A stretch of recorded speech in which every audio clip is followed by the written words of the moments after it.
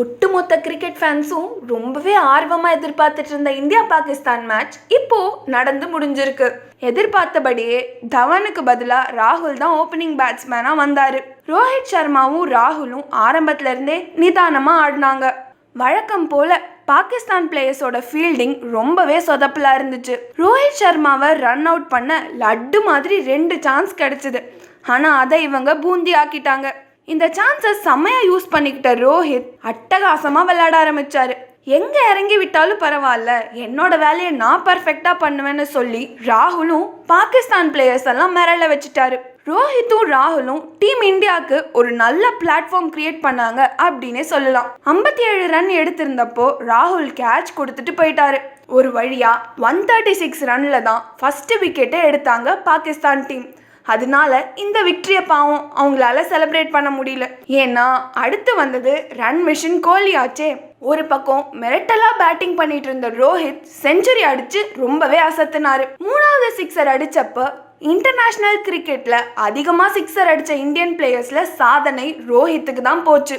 இதுக்கு முன்னாடி இந்த ரெக்கார்ட் தல தோனி கிட்ட தான் இருந்துச்சு. சிக்ஸர் மன்னன் தோனியோட ரெக்கார்டை மட்டும் காலி பண்ணுவாரு அப்படின்னு பார்த்தா கம்மி ஓடிஐ மேட்ச்ல 24 செஞ்சுரி அடிச்சு சச்சினோட ரெக்கார்டையும் அடிச்சு தூக்கிட்டாரு. 30 ஓவருக்குள்ளேயே ரோஹித் செஞ்சுரி போட்டதால இன்னொரு டபுள் செஞ்சுரி காத்துட்டு இருக்கு அப்படின்னு ஃபேன்ஸ்லாம் ரொம்பவே குஷியில இருந்தாங்க. நல்லா ஆடிட்டு இருந்த ரோஹித் தேவையில்லாத ஷாட் ஆடி விக்கெட்டை கொடுத்துட்டு போயிட்டாரு. அடுத்து வந்தது ஹார்திக் பாண்டியா. இவர் 26 ரன்னுக்கும் தல தோனி 1 ரன்லயும் அவுட் ஆகி மக்களை ஏமாத்திட்டாங்க.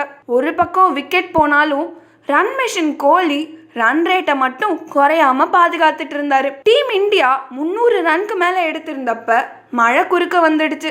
அரை மணி நேரம் கழிச்சு மறுபடியும் மேட்ச் ஸ்டார்ட் ஆக அந்த கேப்ல பாகிஸ்தான் கேப்டன் சர்ஃப்ரோஸ் ஒரு குட்டி தூக்கம் போட்டிருப்பாரு போல. கிரவுண்ட்ல வந்து ஒரே கொட்டாவியா விட்டுட்டு இருந்தாரு. அதை போட்டோ பிடிச்சு இப்போ நெட்டிசன்கள் இதை சோஷியல் மீடியால வைரல் ஆக்கிட்டு வராங்க. 77 ரன்ல இருந்தப்ப அமீர் போட்ட பவுன்சர் பால்ல கோலி அடிக்க ட்ரை பண்ணாரு. ஆனா அந்த பால் விக்கெட் கீப்பர் சர்ஃப்ராஸ் கைக்கு போயிடுச்சு. பேட்ல பால் பட்டதா சொல்லி பாகிஸ்தான் பிளேயர்ஸ் எல்லாருமே குஷியானாங்க. திடீர்னு என்ன நினைச்சாரோ கோலி டப்புன்னு பெவிலியனுக்கு போயிட்டாரு. ஆனா டிவியில ரீப்ளே பார்த்தா அந்த பால் பேட்ல படவே இல்லைன்னு தெரிய வந்தது. இதனால செம்ம கடுப்பான கோலி ட்ரெஸ்ஸிங் ரூம்ல போய் கத்திட்டு இருந்தாரு. வழக்கமா அவுட்டே இல்லைனாலும் அவுட்டுன்னு கொடுக்குற அம்பையரே சும்மா இருக்காரு, நீங்க ஏன் கேப்டன் இப்படி பண்ணீங்க அப்படின்னு ஃபேன்ஸ்லாம் கேட்க ஆரம்பிச்சிட்டாங்க. 50 ஓவர் முடிவில் 336 ரன் எடுத்தோம். அண்ட் அதுக்கு அடுத்ததா பாகிஸ்தான் டீம் ஒரு மிகப்பெரிய இலக்கோட களத்துல இறங்கினாங்க. ஓப்பனிங் பேட்ஸ்மேனா இமாம் உல்லக்கும் ஃபக்கர் ஜமானும் வந்தாங்க. நேத்து மேட்ச்ல ஒரு இன்ட்ரெஸ்டிங்கான விஷயமும் நடந்துச்சு. பாகிஸ்தான் பேட்டிங் பண்ணிட்டு இருக்கும்போது 3வது ஓவரை புவனேஸ்வர் குமார் பவுலிங் போட்டுட்டு இருக்கும்போது எதிர்பாராத விதமா அவருக்கு லைட்டா இன்ஜுரி ஆயிடுச்சு. உடனே பாத்தீங்கன்னா அவர் பெவிலியனுக்கு திரும்பிட்டாரு. அந்த ஓவர்ல மீதி 2 பால் இருந்துச்சு. சரி, இன்னும் 2 பால் தானே மிச்சம் இருக்கு அப்படின்னு சொல்லிட்டு நம்ம ஒரு விஜய் சங்கர் பவுலிங் போட கூப்பிட்டாரு நம்ம கேப்டன் விராட் கோலி. வேர்ல்ட் கப்ல விஜய் சங்கர் இடம் பிடிச்சாரு. ஆனா அவர் விளையாடுற முதல் போட்டி இந்த போட்டி தான். யாருமே எக்ஸ்பெக்ட் பண்ணாத விதமா அவர் வீசின முதல் பால்லயே விக்கெட் எடுத்திருக்காரு. அதுல ஃபர்ஸ்ட் பால்லயே அவர் விக்கெட் எடுப்பாருன்னு யாருமே எக்ஸ்பெக்ட் பண்ணல. முக்கியமா விராட் கோலி நினைச்சே பார்த்திருக்க மாட்டாரு போல. விராட் கோலியோட ரியாக்ஷனும் அப்படிதான் இருந்துச்சு. ஆச்சரியமா, அதிர்ச்சியா, அதே சமயம் பயங்கர ஹாப்பினஸோட விஜய் சங்கரை வந்து ஹக் பண்ணாரு. ஒரு பக்கம் ஃபக்கர் ஜமானும் அசாமும் கொஞ்சம் பொறுப்பா ஆடின மாதிரி தான் இருந்துச்சு. பட் அதுக்கு அடுத்து பாத்தீங்கன்னா அடுத்தடுத்து விக்கெட் போயிடுச்சு. அண்ட் நடுவுல கொஞ்சம் மழை வந்ததுனால மேட்ச் வேற கொஞ்ச நேரம் டிலே ஆச்சு.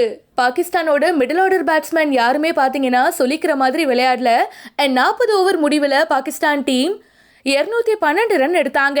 அண்ட் அதுக்கப்புறமா மழை கண்டினியூ ஆயிட்டே இருந்ததுனால டிஎல்எஸ் முறைப்படி இந்தியா 89 ரன் வித்தியாசத்துல வின் பண்ணதை அனௌன்ஸ் பண்ணாங்க. இந்த வெற்றியின் மூலமா நம்ம இந்தியன் டீம் 7 பாயிண்டோட 3வது இடத்துல இருக்கோம். ஆஸ்திரேலியா டீம் முதல் இடத்துலயும் நியூசிலாந்து டீம் 2வது இடத்துலயும் இருக்காங்க. நம்ம இந்தியா அடுத்ததா வர 22ஆம் தேதி ஆப்கானிஸ்தானோட மோத போறோம்.